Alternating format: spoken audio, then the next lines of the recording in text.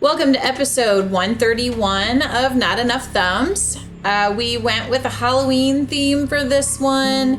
I know we're now a couple weeks past Halloween, but we kind of were in the mood for a Halloween type movie. So Guest and I will watch this, and we kind of, I think I enjoy it a little bit more every time I watch it. I really love this psychological aspect of it. The movie is Smile.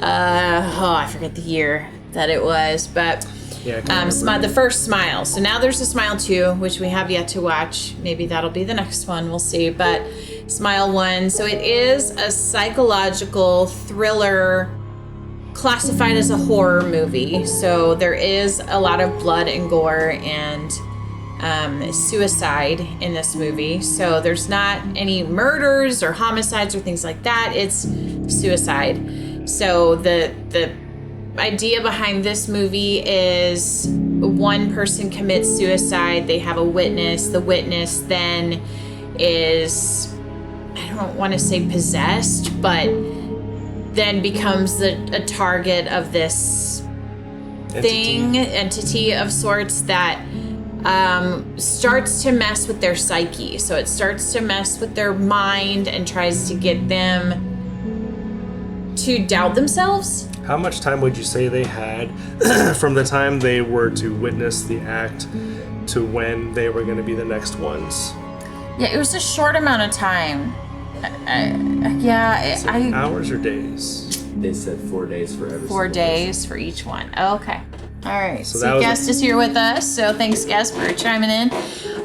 Okay, so about 4 days between each suicide. So man, that's a fairly long period of time. So in this movie, a whole lot happens in those 4 days, which is crazy. So the setting of this one is a psychologist is meeting with this girl. This girl tells her about this darkness that she sees, this shadow that moves, that says things to her and does these things to her. So the psychologist is trying to make sense out of what this girl is saying, and long story short, the girl ends up breaking a vase and slashing her own throat in front of the psychologist. So this traumatizes the psychologist, and then after that she starts hearing voices and seeing these creepy things.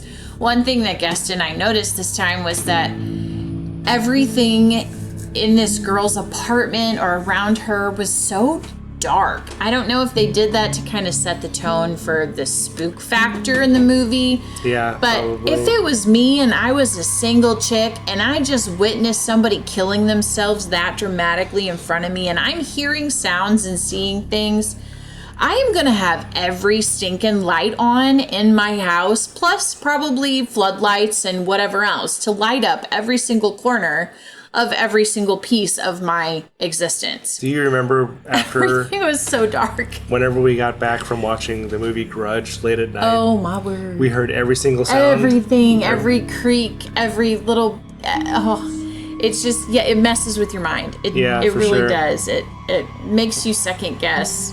And the deaths in life. This movie kind of remind me of Bird Box, where all of a sudden people would just kind of go crazy, completely change, blank-faced, and then they would do these horrific things to themselves.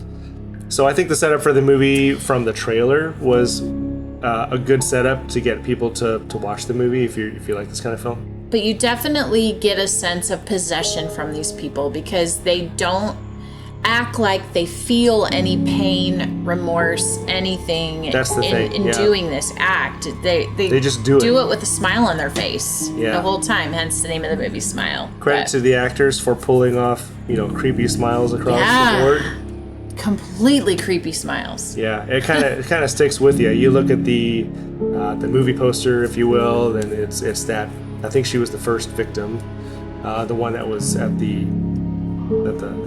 the examination room, I guess.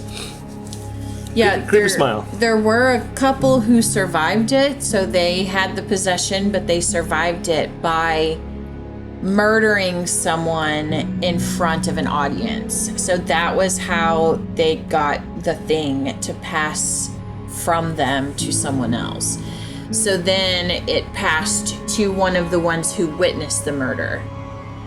But the one who committed the murder didn't end up dying then by suicide. But of course, they ended up in prison because they committed a murder in plain sight of others. So there's kind of a lose-lose situation in my mind because, I mean... What a thing to sacrifice just to... Yeah, living in prison, is that any better? I don't know. Yeah. And it also reminds me of a movie with, I want to say Denzel Washington, where, you know, some kind of entity goes from one person to another. And I think the movie It Follows, there was something that went from one person to another. Was that right? Yeah. Yeah. So, yeah, those kind of movies are interesting. Yeah, we're not going to tell you the ending and what happens to the psychologist. You'll have to give it a watch and find out. But it definitely is a very dramatic psychological thriller. So if you like those kind of horror movies, then this is probably going to rate high for you. If you like more slashers and less of the psychological stuff, then this one is going to rate low for you probably. I enjoyed the ending because of the things that you get to see, a little more revelation towards the end. I did not enjoy the ending. Actually, I didn't like to see what I saw, but because it's one of those movies where it builds up and builds up, and you're wondering what is this thing that you're dealing with. Which, you know, in Bird Box, you never saw anything that you're dealing with, but in this one, the first one, right? Yeah, but in this one, you do. So yeah, rating this. It's good as far as psychological thrillers go. I think they did a very, very good job. Very good storytelling. Messing with your mind. Yeah. Yeah. Yep, one of those for sure. I'd probably give it a 7.5. Really? I was gonna say 8.5. I thought it was good for a psychological thriller. Okay. So, all right, there you have it. Between 7.5 and 8.5 for Smile. Man, I should have written down when it came out, but I don't think it was very long ago. I want to say 22 or 23. Yeah, this is 21st century. But really good. What? What is wrong with you? There's something wrong with him. I'm so sorry, guys. Let me look real quick. I'm looking it up. I usually have that ready to go, and I did not this time.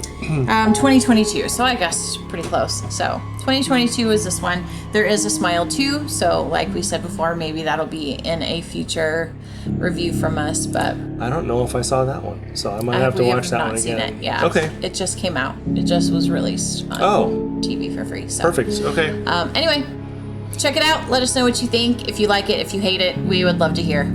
If you like what you heard, like it, and smash it. Ding it. All of the things. All the things. And we will see you next time. Bye.